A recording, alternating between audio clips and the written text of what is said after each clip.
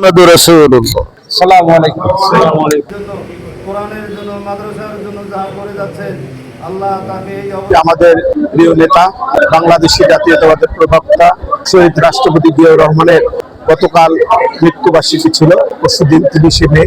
আমি পবিত্র হজ পালনের উদ্দেশ্যে প্রায় 1 মাসের অতিরিক্ত সময় মক্কায় ছিলাম, যার জন্য আমি 30 তারিখে এই দোয়ায় শরীক হতে পারিনি।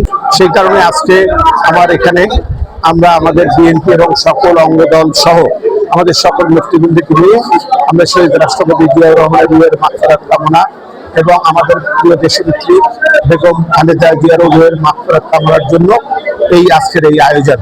এবং সেই সাথে সাথে আমাদের পার্টির চেয়ারম্যান জনাব তারেক রহমান, যিনি আমাদের বাংলাদেশের মানুষের আশা আকাঙ্ক্ষার প্রতীক, যিনি বাংলাদেশের আজকে প্রধানমন্ত্রী, তার জন্য আমরা দোয়া করছি আল্লাহ যেন তাকে দীর্ঘজীবী করেন এবং তাকে জনগণের কাজ করার জন্য তৌফিক দান করেন। এবং আমরা যারা বিএনপি নেতাকর্মী আছি আমরা যেন সবাই তারেক রহমানের নির্দেশনা মেনে চলে তাকে সহযোগিতা করি।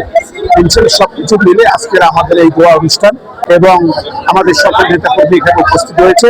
আমাদের যারা রংপুরে ইতিপূর্বে আমাদের নেতাকর্মীরা ইন্তেকাল করেছেন, আমাদের নেতৃবৃন্দরা, আমাদের দলের কর্মীরা, আমরা তাদের জন্য এই আজকে দোয়া করেছি।